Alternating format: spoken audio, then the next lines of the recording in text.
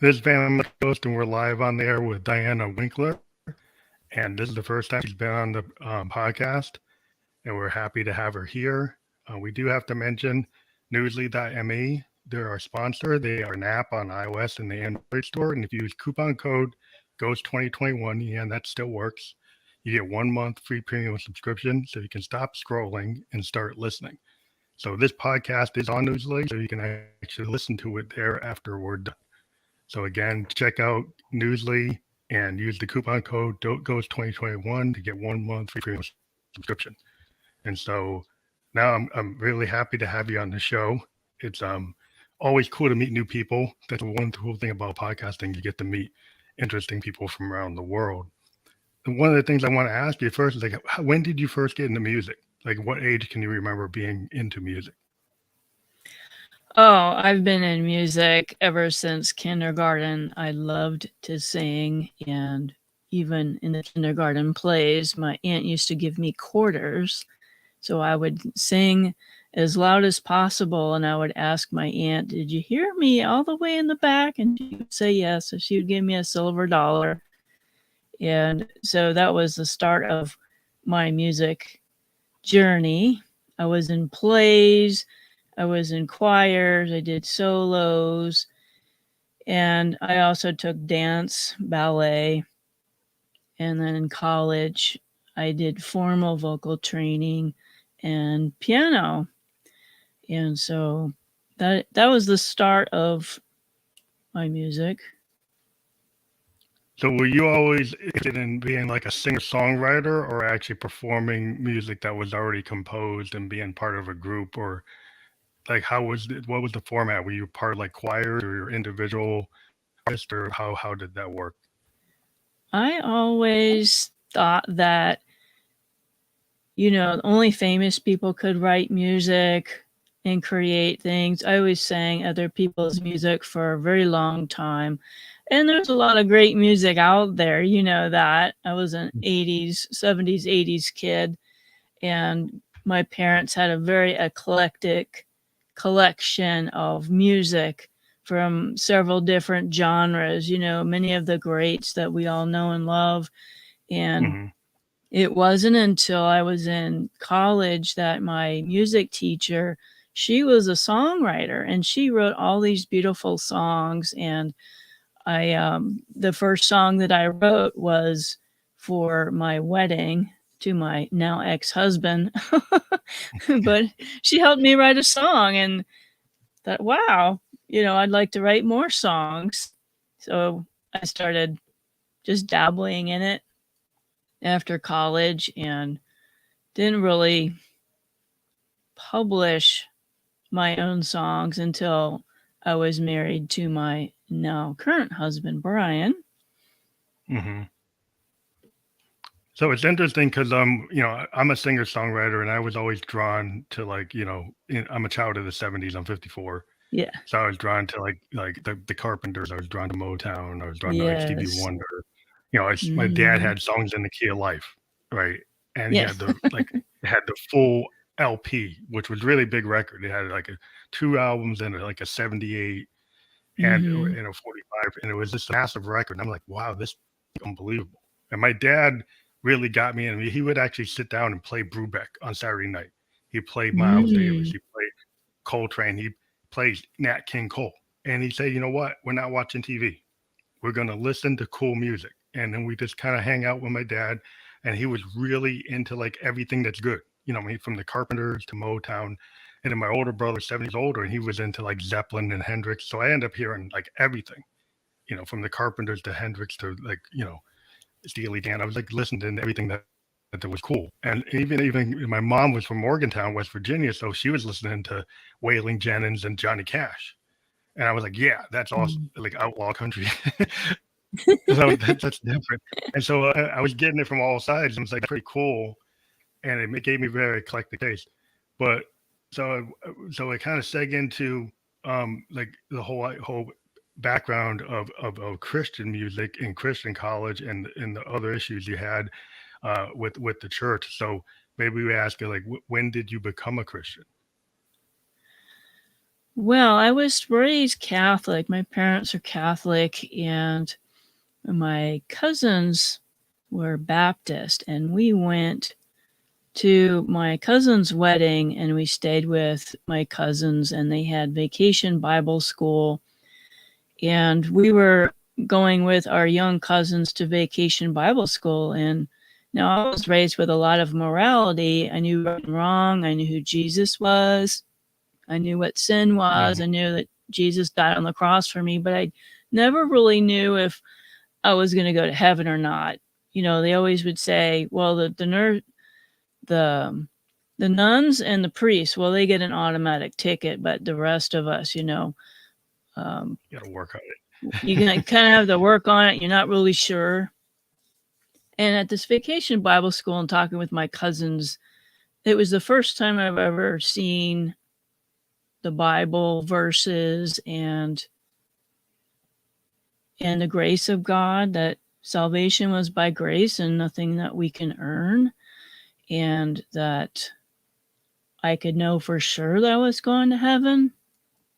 So I sat up all night asking my cousins questions, and then I decided, well, I really don't want to go to hell, because I knew what hell was. We were taught that growing up, and I believe what my cousins are telling me is the truth, that I need to make a decision to follow Jesus myself, not depending on what my parents believe, not depending Mhm. on my works or the sacraments or any of that.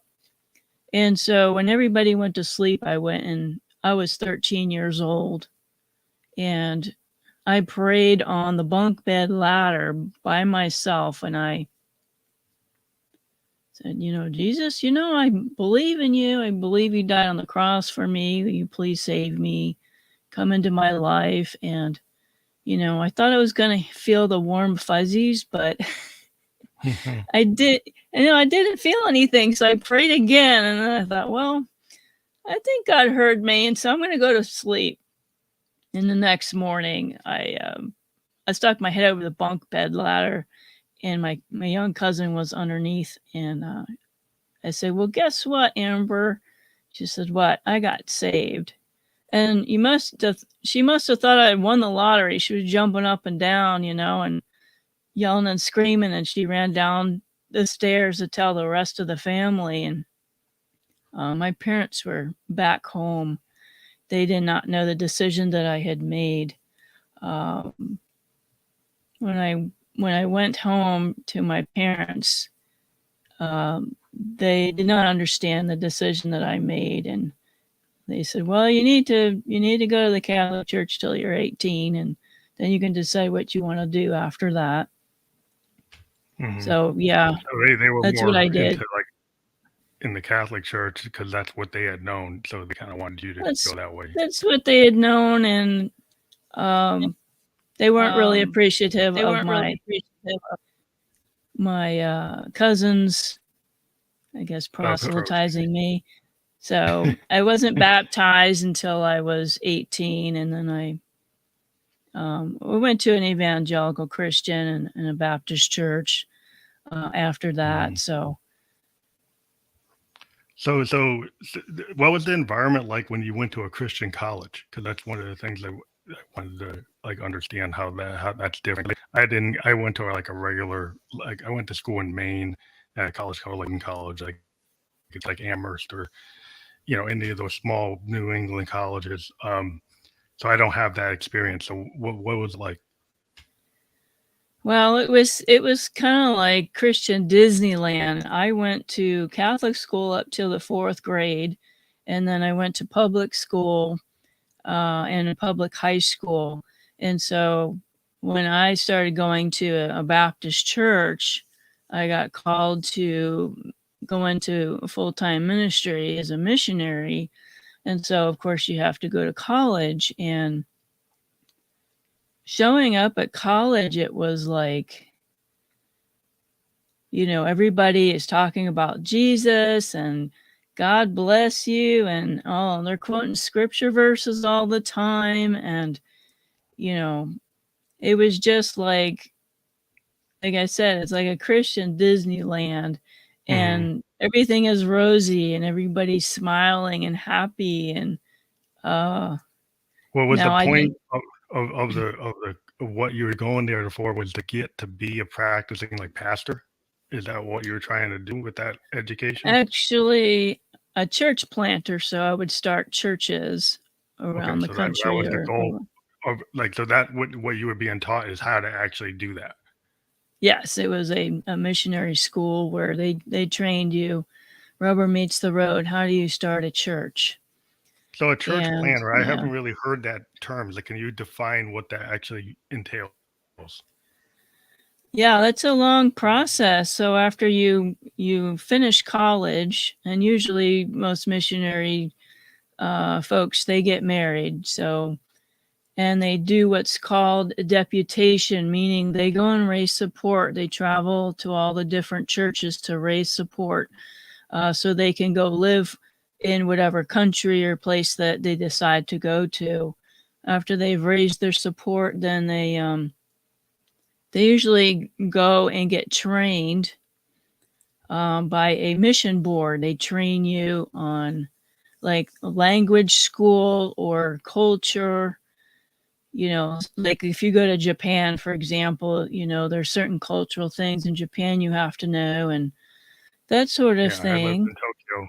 I lived in Tokyo Yeah. from 2004 to 2006, So so you I had you to know live in it, so exactly. I understand it. So yeah, you go and you learn the cultural stuff and then you fly over there or travel to where you're going so you can find a place to live and a place to have a a meeting place for Mhm. the church. After you moved all your belongings and left everything behind, you start, you know, trying to learn the language if you haven't already learned it, and you go and you knock on doors, literally knocking on doors and inviting people to come to your very small gathering. Mhm. And it's usually a lot of evangelism one on one. And you start very small with the people that you reach, families or individuals. They come in, and I've planted a few churches, and it's a lot of work because you're starting from scratch. You have to be the pastor. You have to be the music. You have Mhm. to do the child care. You have to do cleaning the bathrooms. You have to count the money, all that Yeah, stuff. You it's have to like do kind of everything yourself. yeah, It's it's like somewhat like starting a business. yeah, so it's business, but it's religion and it's business at the same time, so you still have to be mindful of, like, things in the kind of real world because, a lot of things are like ideological or scripture, like, it's like with the heart and the feel, but then you gotta it's like, well, you gotta pay a bill, you gotta pay the rent, Mm-hmm. or you gotta pay, take care of the bathroom, like you said, those are kinda like things that you can't, like, you know, though you can't get away from. It's like the things that are part of, like, normal everyday life that you have to take care of. If you've got a place you gotta take care of, then you have to do that. But, so when did it kinda degrade into, like, an abusive situation? Oh well, that's a story. I was not raised in an abusive home. I was raised in a very good home. Parents that loved me. Now, my family wasn't perfect, but it wasn't abusive. My Mhm, abuser was my first husband, who was a missionary along with me, and mhm, we met in our home church, the same church I got baptized in, and he got baptized in, and we met in a singles group. And dating him, there were a lot of red flags that I should have seen that I did not see. A lot of controlling, a lot of losing his temper, a lot of name calling and gaslighting. Um, I know what those things are now, but I didn't recognize them then. Was there And in anything that about being in the church that made you not see those things? Or was there, because you had told before there's like kind of Disneyland and rose-colored glass type of thing, is there a tendency not to want to look at things that are negative and Well, not I'll try to tell you, that's a good question. The church culture, and this is in a lot of churches, you are pressured to get married. You know what I'm saying? It's Yeah, you maybe if get you're not married ready as either. soon as possible. If you're even sitting next to each other, they glorify marriage above all. They glorify serving as a pastor or a missionary, and they glorify getting married as soon as possible and having as many kids as possible. And they also, many churches do this, is they teach about, well, your husband is your leader. You're supposed to submit to your husband, and you can't do anything for God unless you're married, that kind of a thing. And so it's a great question, because I was very ignorant and naive. Let's just say I was 20 something years old, right? 22 years old was the first time I got married, and you want to believe the best about people, and even though you see really terrible things, or your person you're dating is treating you terribly, you kind of just downplay that because you want to serve the Lord, and in whatever country you're going to, you want to be a good Christian, and being a good Christian, quote unquote, is getting married, being a missionary, and going off to some foreign country. And so, yeah, you do put some rose-colored glasses on unless you were raised in a different environment. Like I said, it was Christian Disneyland, and everything is, praise the Lord, and you weren't allowed to complain about anything. So I guess the issue is, like, a lot of times people have like counseling. Like if you are in a more secular situation, you might even have a counseling through your job, right? Like a lot of corporate American jobs, Fortune 500, they have counseling, so you can go there for all kinds of things, right? Was it like discouraged to try to do that because you're just supposed to do it in the context of this Christian kind of Disneyland? You're not supposed to do that. We weren't allowed to go to a secular counselor. We had Christian counselors, like we had premarital counseling. And it was pretty much, you learned all the Bible verses about being a good wife. Proverbs 31 is very familiar. And submit to your husbands, and husbands, love your wife as Christ loved the church. And, of course, we weren't allowed to sleep with each other beforehand. And, of course, they talk about intimacy and all that stuff in Christian counseling before you get married. But they did not prepare you for an abusive relationship, a man that is narcissistic and wants all this attention and pretends he's a different person in front of the church, and then he's a different person at home. And so I guess the question then is, like, so if you run into that kind of scenario, you're saying that the counselors in this kind of context don't really even want to hear about that scenario because they feel you follow your husband because it's part of the scripture, right? So they're not even wanting to hear that he could even be potentially bad. Is that the case where they don't even think that a man could be bad? Right. That is very common. They will normally, if a woman complains that she's being mistreated, it's usually the woman's fault. Well, you must have done something to annoy him or to set him off. You need to pray more. You need to read your Bible more. You need to do whatever he says. Don't want to get him upset. Have more sex with him, obviously after marriage. But yeah, it was very common that they would minimize any kind of, well, this is abuse. No, it's, you must have caused it. So that's not really help. The thing that's interesting is, like, you're in the college, right? And you're like a free thinking person, but then you're told to not free think in that context. and only follow these rules that which are kind of subjugating you and putting you in a power dynamic that's not good for you.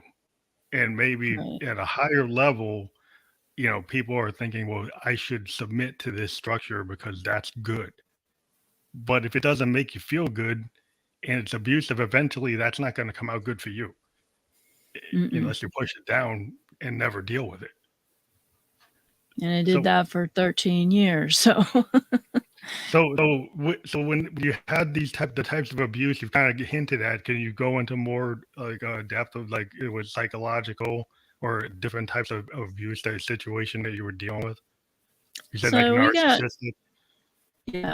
we got married in 6 months. Again, we were kind of pressured by not my family, but his and the church to get married soon. And the abuse started when we were dating, but it was even more prominent when we were on our honeymoon. Hmm. We got married, went on our honeymoon in the middle of college recess, and you save yourself for marriage, and you know that the honeymoon is for getting to know each other physically. And when we were on our honeymoon, he did not want to be intimate, or I would show him how my body works and he would get all upset. And he's the man, and you don't tell me what to do. I know you better than you know yourself, and I'm the one that's supposed to make the bells and whistles go off. And he was very arrogant, and he Yeah, got so mad at me that he left the bed and breakfast that we were at and drove around the block for probably an hour and left me there crying. And I was like, but that's not the I mean, dream. right away, I was Scenario. like, I made a mistake in marrying this man, because I had looked at, okay, all the things that happened when we were dating. And now it's like, okay, this narcissistic, and I didn't know the name of it. Yeah, I didn't know the but you label of felt it, but I knew it was, but you this felt was it. not right. So you This had was not hints of right. it, but the whole problem seems to be that the structure of the church was such that you didn't get to really know the person before you got that far, right? Because they tell you not to. And then you got hints of it, but then it gave you no way to really talk to anybody about it. So Right. you couldn't really do what you could, and maybe outside of that structure, you might have been able to go to like some type of counselor and say, hey, and they would say, hey, that seems kind of codependent, or he seems narcissistic. Is that really the right fit? But they won't even question. You couldn't even go there, right? You weren't allowed to even think about that. Well, we got, let's see, we got married during the playoffs in January. And when we got back from our honeymoon, which was terrible, uh, it was like a week before he wasn't even paying attention to me. And I was kind of like walking around the apartment and, in a negligee. And I called up the marriage counselors that we did our premarital counseling with. And I said, is there something wrong with me? Because we came back from our honeymoon and he hasn't been like interested at all in being with me. He's watching football and whatever else. And I'd walk across the TV set and he would say, you're blocking the set. And the counselor, she just said, well, just give him some time. He's probably just tired and he'll be fine. But that was a pattern during our entire married life, was he would avoid intimacy. And it wasn't That, until we were, divorced that I even figured out why. But so that must be very frustrating to be like, because you're like taught to save yourself for marriage by this big letdown, because you maybe had these expectations, very romantic expectations. Like, I as a person, like I married the first woman I ever was intimate with, and I had all these expectations, right? I kind of followed the mm-hmm, same thing. I wasn't super religious, but I still followed it in my own mindset. And sometimes you put too much pressure on the other person or too much pressure on yourself. You think there's like this the kind of idealized romantic thing, right? So sometimes people Mhm. idealize romance and they think it's going to have this perfect cruise on the ship or you're going to have the perfect honeymoon, and then like your partner gets drunk and blasted and they can't even function, right? or they Yeah, don't talk to you, or they're I watching the know. sports, or there's all kinds of horror stories I can hear from my cousins and my uncles and everything. They like, oh, it wasn't what we thought, right? It was like this supposed to be this big dream, and it didn't come out the way you thought it was supposed to be. So it's a kind of Yeah, a letdown, yeah. you know, because you're not being honest. Yeah, I think what the problem is like if you really communicate, then you can get the feel if you're really connected to a person. But if you're told that there's all these structures where you can't communicate because they put these boundaries, how are you ever going to really know if you're compatible with somebody if you put in all these walls? Then you never really see if they got a mask. Like if somebody has a mask and you can't really Mhm. get past it, you won't know who you're with. Yeah, people hide things from the person that they're dating because they don't want them to know their real self, and it's usually too late after the fact. Yeah, once you Uh, get married, then you're like, oh, I bought that. I bought the package. you I bought the bought- package and you can't return it, and yeah. Um, so that was a very a very depressing type of situation. So did that have a combination of like, did you get depressed along with the abuse and that caused like issues? Like, can you talk about this? Like, this part is depression and feeling like hopeless or not able to change that situation. How did that affect you? Was that part of the? well, that's a great question because I really was a sincere Christian and I wanted to be a good wife, and I really thought that things would get better, and I had prayed to the Lord, and I said I'm going to just make, lemonade with lemons, and I'm going to do the best that I can to be a good wife. And I actually thought I could change him with my good behavior and um, all the things that you're supposed to do as a wife. But that didn't really happen. Um, we were church planning, as I described. We were stateside planning churches, and you have to put on this front that everything is okay because you're the leader. Yeah, that must be hard. Everybody's Like if you're looking in to that kind of, you. You yeah, you're can't in this public. show them. Yeah, because you're in this kind of public facing thing, right? You're in this thing where you're building a church. So you're not like doing the 9 to 5 job. Like you have all these people around you that are probably looking up to you. So you're saying Hmm. before that there's like your husband had this like mask that in front of other people, they maybe thought he was a better person than what you were experiencing, right? So that must Hmm. have been really frustrating to like see him in action with the people outside of your home, knowing that what he did inside the home. And so, how did that make you feel? Yeah, then we were married 13 years, and it was, you got the exhaustion of being in the ministry. It's like I say, you're doing everything and you work long hours. And we were bivocational, meaning you don't get paid very much as a missionary or a pastor. So a lot of folks, they'll get a job during the day. So you're exhausted, and then you go home and you're being ridiculed. You're, the house isn't clean enough. Um, if you ever gained weight, I don't think I would get turned on by you, or all these things. You didn't put gas in the car. Your cooking isn't good enough. You spent too much on Christmas gifts. All these things to beat you So you down all the time. And so you're never I've never had any so I problems with guess self-esteem, you know what I mean? until you met somebody that was actually not building you up, because it's kind of like this idea. I'm a poet and I'm a songwriter, right? So I've had this kind of idea, like a couple of things. Like if you think about people say falling in love, right? but that's kind of negative. The connotation that you fall isn't exactly uplifting, right? The idea, like I started running my poetry was, well, why can't you be ascendant in love? Why can't you have a love that's ascendant, which means you both feel like you're going together? But you're kind of in the wrong type of love that you're always falling, right? You're not feeling good.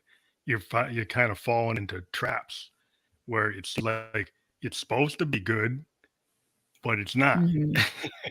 Right. And so I it's mean, like the I know. connotation, like, yeah, it's very sorrowful. It's not doesn't feel good. Yeah, I didn't have any problems with self-esteem growing up. My parents were always very supportive and spoke truth into us and encouraged us. And it just living with somebody that is constantly saying these terrible things about you, like my music. The reason we met, I was singing a solo in church, and that's how we met. He wanted to meet me because I sang a solo, and he was a record producer in Philadelphia. He did like, let's see, Don't Call Me Francis, and he used to run sound for Hootie and the Blowfish before they got big, and used to do albums and stuff. And he said to me, "Oh, you have a great voice. You should record an album." And I had never heard of normal people like me recording an album. And so we would have a studio in our house, and this was back in the day where you couldn't just go to the store and buy recording equipment. You had to, know people, and it was very, very expensive to record an album. But we had a recording studio in our house, and he had done everybody else's album except mine. Oh wow! And so he said that he liked your voice, but then he never really did it. Yeah, that's the way to control somebody. That's the way he controlled me. And each year he would say, "Well, what would you like for Christmas?" And I said, "I would like to record my album." "Oh, well, no one would want to listen to you sing. You're not all that in a bag of chips. You're nobody. You're just, you're not that great." I'm like, I mean, I'm a trained singer. Yeah. Sing in church all over the country and some parts of the world, and it was really disheartening. And that's the kind of person that I lived with. And you ask about the depression. It was probably about year 7 that I really started to shut down as far as depression, because you're not allowed to get divorced. And things would just get worse. You can't appease somebody by your behavior. No matter what you do to a narcissist, it just gives them more power when you submit. And that sounds crazy, but I did start shutting down because I realized I am stuck in this marriage. I can't get a divorce. I can't leave.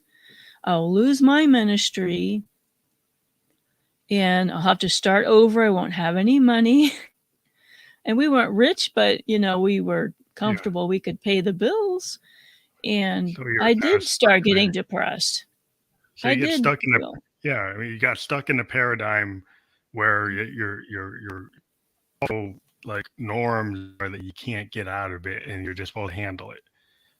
So at some point, that must have got to a breaking point where you did realize that you were gonna have to get out of that, and it was gonna end up like upturning your whole world. If that was your world, to make the decision to get out of it is a really big deal.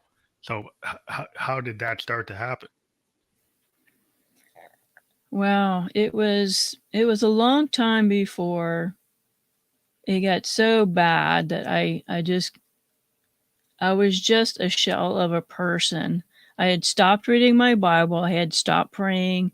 And now I was still doing church stuff because I had to, and put on that plastic smile, and everybody thinks that everything is okay, and I'm super Christian, and but the controlling was just getting worse. He would have me followed. He would accuse me of having affairs with everybody from the choir director to the aerobics instructor to the librarian, you name it. He was accusing me of things and being discouraging with the music ministry that I had, and telling me what kind of jobs I could have. This is the job that you're going to have. I'm talking about the day job. And Yeah. this So is the car that, this is wow, the car that you're going to drive. So it's like micromanaging your life to like every extent. Like he's going like your car, your choices, like what you can do, what you can't do. My choices were taken away from me. Yes. So this is the car you're going to drive. You're going to drive the clunker, and I get to drive the brand new car. And yeah, so, I mean, he's really, you have no say in any of it. Well, that's like a very domineering kind of control person that's putting you under in trying to subjugate you. What actually was pushing you down. So how did you start to see the light where you could get out of it? Like what started making you think that you could get out of it? Well, it was a hard awakening. We had our 13th anniversary, and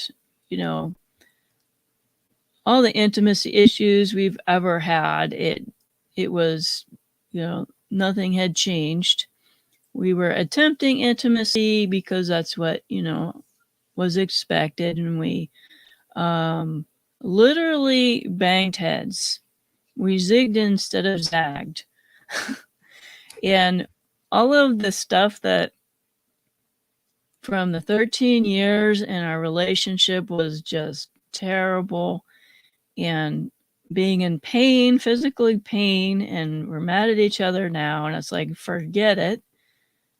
I went to bed crying, and he went into the living room and watched whatever, and just cried myself to sleep like I have done it many times. And I woke up the next day and I said to God, I cannot do this another year, another day. It finally came to you yourself. You just hit the point where you're not going to deal with it. I cannot deal with this. And, I know I'm just highlighting a lot of stuff. There's a lot of things that I can't say everything in an hour, but I hadn't prayed in a long time at that point, and I told God, I said, I don't care what the consequences are for leaving, but I'm getting out before it destroys me, because I can't do this.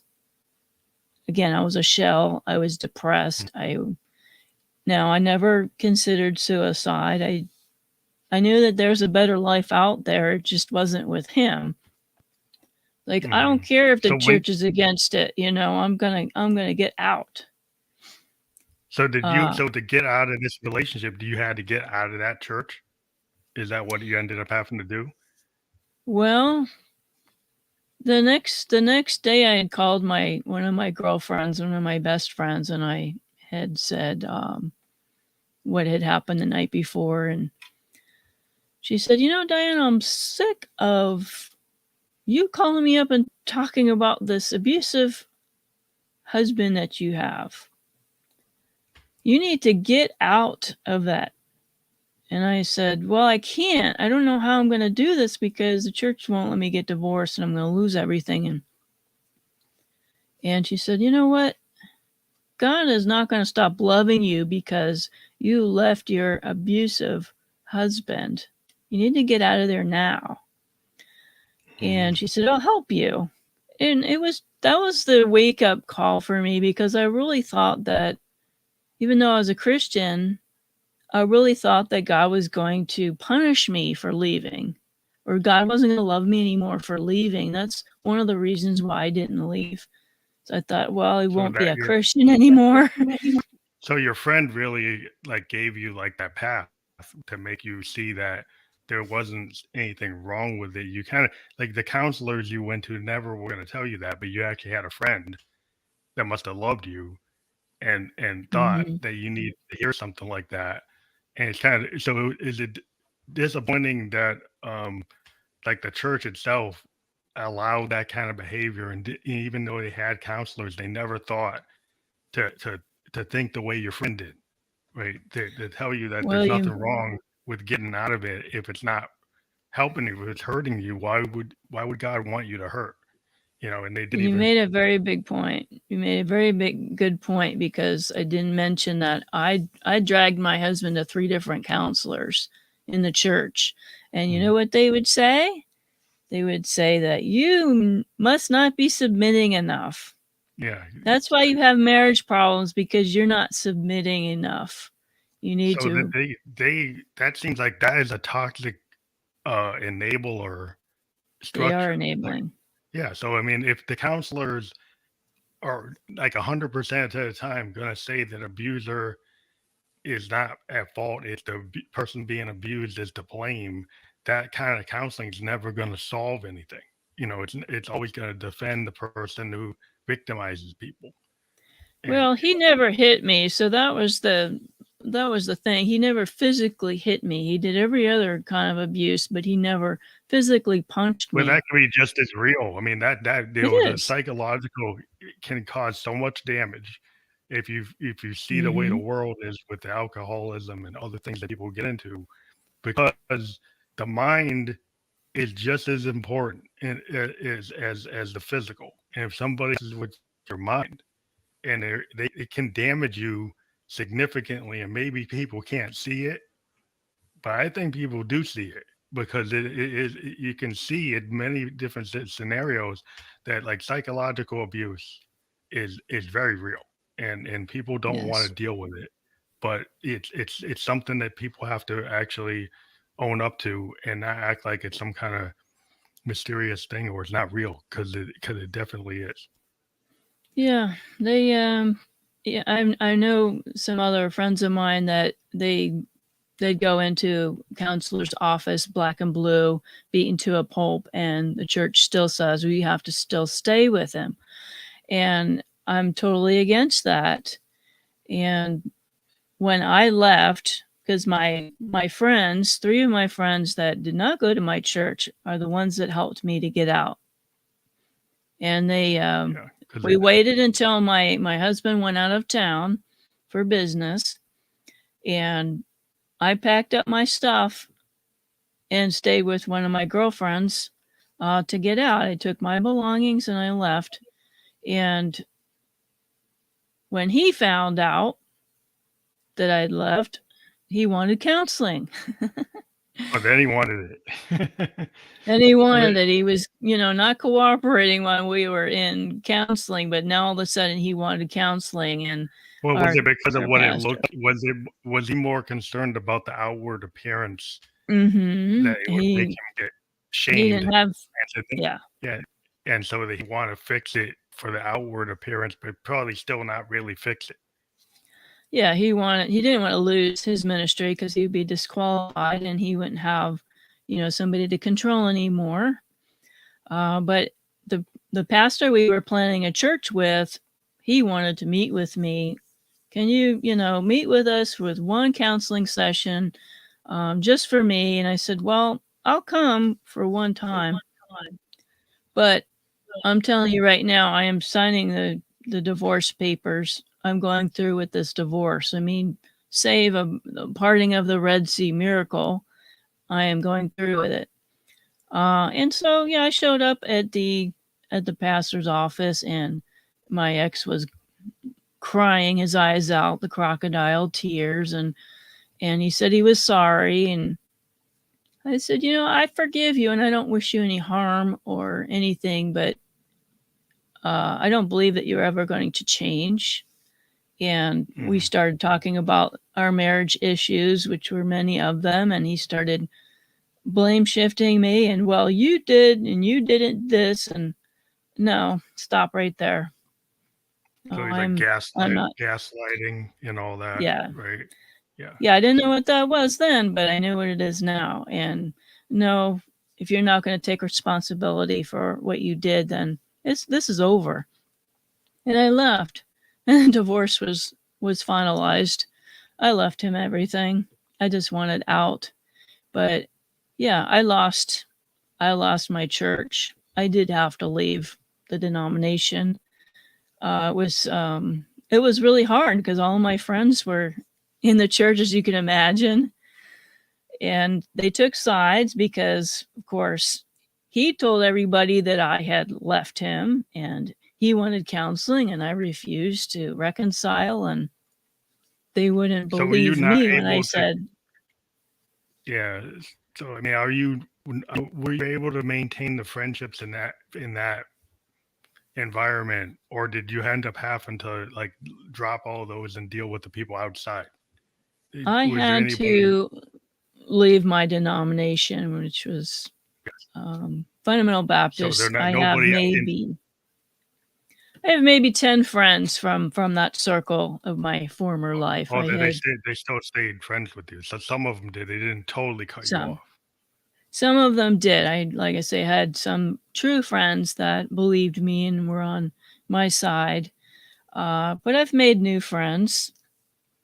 I Mhm. um, I had I had a friend that went to Bible college with me that started a church on the other end of town, and I went to his church, and he and his wife welcomed me in with open arms, with just as I was, and they knew who my ex was, and that Mhm. was like the start um, of my new life.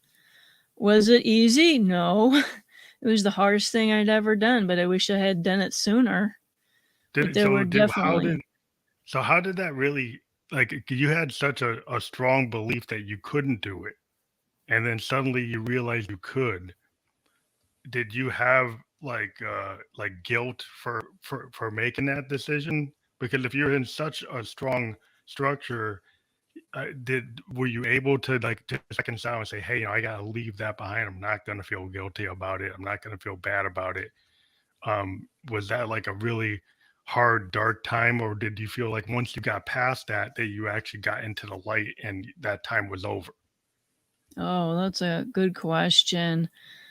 You know, being a Christian, and I was as sincere as possible as a Christian, I mourned the loss of my marriage because I am pro marriage, and I was, I promised to, till death do us part, and pretty much I had to mourn that part of, okay, I failed at my marriage. A little bit of blame for myself here, which may or may not have been in the right place, but that really hurt me for a long time. I had to process that. I went through counseling on my own, and I went through divorce care, and um, but yeah, I did have to process the anger of wasting 13 years of my life with that man. And thankfully, we never had children for more than one reason, but I'm glad that I didn't have to put my children through that. So, like, you have this term like mending the soul. So, is that the result of this whole aftermath of this thing that you actually found a way to mend your soul? Well, I'll tell you what happened when I left. Uh, the first thing that I did was I recorded my album. Oh, you did what That you were was the trying to do. first thing. That's a Yes, good that thing to was do. that That's a was good the thing. first thing that I did was, bless God, I'm gonna record this album if it kills me. And so I had it recorded in 6 months. I hired a studio and I did it. And that was like my bucket list. And then um, I got Lasik surgery because I had worn bottle cap glasses since the 7th grade. These are just reading glasses, but he Hmm. told me, you can't have LASIK surgery, they'll butcher your eyes. So he That was had what another way of controlling me, right? control. And Yeah. that was the second thing I did was I got the Lasik surgery 2 weeks after I left, and my my sister lives in France. She had lived there since '99, and I was not allowed to visit her because my ex did not like the country and did not like my sister. And so that was So one he of kept the you from your sister because kept he was me. that controlling. Wow. He was That's not very controlling. He would not let me go and visit her. And yeah, since I left, I've been there twice now, but but I got all these goals that I've wanted to do, you know, and it's weird getting your own place and being able to make your own decisions and choose your own furniture and the clothes you wear and the music you listen to. And the sad part well. It's cool to was, yeah, the sad part was I was ostracized from my former church. So my new album, you know, I had sang in all these churches, and none of the churches would let me come and sing and or even do any kind of release party. So that was kind of depressing. So were Um, they actively trying to ban you because of what happened? yeah, because if you're divorced, you can't really serve in the church. That's a big no-no. You're Uh, ostracized from doing anything for God as far as leadership. So I had to, you know, mourn that okay, I'm going to go have to find new friends and a new church and new music. And yeah, my music, because we weren't allowed to listen to anything unless, you know, it was unless it approved. was conservative hymns or classical music, which I enjoy, but we weren't allowed to listen to any secular or any contemporary music. And so I had the floodgates open that I Well, got yeah. to listen to all these things. And I thought, Well, oh, I that's a should learn very how to. well. Being a producer and a musician myself, you know, I would have a hard time with that because, like I told you, I'm very eclectic and I'm all over the map, and I find that as part of my creative process, the ability to be able to listen to, like, you know, a Waylon Jennings and then listen to a Led Zeppelin, right?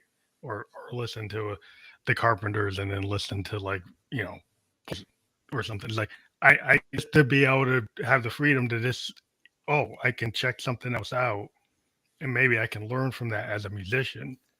Being a keyboardist, learning different techniques from different genres to me is illuminating. Exactly. You know, it's like to learn funk and then learn bebop jazz or go and learn jazz. It's totally different techniques. And if you're told, oh, you can't listen to it, then how are you ever going to learn it? You know? Hmm. So, but yeah, so That was really life free. changing. Yeah, it must have, because as a musician, like we kind of live on that. You live on your influences and your reference points, and even subconsciously, as a musician, you find yourself, you know, sometimes on a keyboard, you might be phrasing something that was in deep in your subconscious and you didn't realize it. Go back to the tape and you're actually doing a Coltrane phrase or something, or you're doing a Davis phrase, or you're doing like something from the 20s you heard and it suddenly shows up because it's kind of like that's what happens. But like if you have a limited palette, then you can't do that. So it must be really Hmm. eye opening that you were able to get that palette back and more access to stuff. So I would make you like a better musician. So after to answer your question about mending the soul, I wanted to help people who have been through the same thing that I have been through. I didn't even know that this existed, that other people who were in church ministry went through abuse. Never Hmm. knew anybody else that went through this until I got out. And then I really wanted to start a ministry. Well, all the doors had closed on me because every church that I had been a part of after I left was like, although they were supportive of me, they were like, well, they really didn't want to get involved with domestic violence. It's not Yeah. a sexy topic. It's not a feel good topic. It's very uncomfortable. A lot of churches sweep it under the rug. And so it was kind of discouraging at first because, well, God, I know that you want me to help other people who have been through this. I need to have something good come out of all the suffering. And it wasn't until I met my now husband, Brian, who is also a survivor of abuse. When we went looking for a church to join, the church that we have now, I talked to the pastor's wife and I said, I would really like to start a ministry for domestic violence survivors. And she said, well, we already have one. It's called Mending the Soul.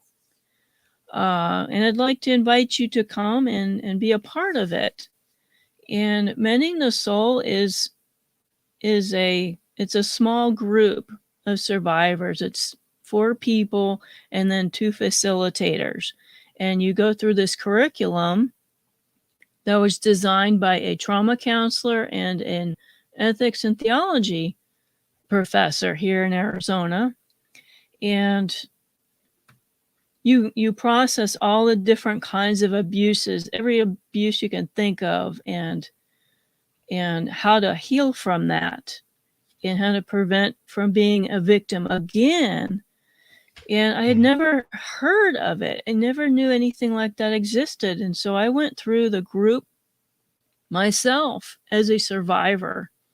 And yeah, I had divorce care and I've been through some counseling, but nothing to the depth that Mending the Soul has been. And I went through my own group, and it was really life-changing because I had healed some, but there was a lot of things that the corners that hadn't been swept out, or this room I didn't want to deal with. Mm-hmm. And I was so impressed with Mending the Soul that I went and trained so I could facilitate my own groups. And so I started doing that 2000 and 12. And I've been doing that since 2012, and it has changed so many lives.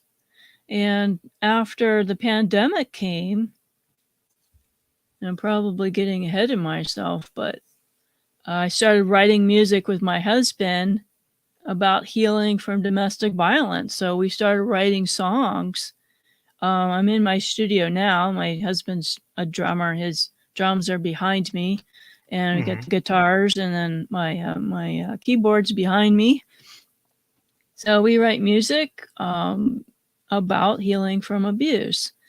And I started the podcast, The Wounds of the Faithful, because after the pandemic, as you know, everything shut down. So my Mending the Soul groups I was leading had to switch to Zoom, and we had to stop doing gigs and performing outside of the house. And people needed more. Yeah. People needed more after we were finished with Mending the Soul, because it's 4 months long. And they were locked in with their abuser sometimes. And so I started the podcast, The Wounds of the Faithful. So there were more resources for my peeps. Yeah. And so I'm at 95 episodes right now. Well, that's good. And I'm in the middle of creating and recording another album. It's going to be a healing concept album. So some more originals that I'm writing, and then some cover tunes about overcoming and healing. And so I'm super excited about that. So people can find access to all your information at the link that we're scrolling below, right? Absolutely. DSWministries.org. DSWministries.org. You can find everything that you need to know about me. And do you have your albums there? Can people get your first album from there? Absolutely. And they'll be able to get the next one from there too. Yes.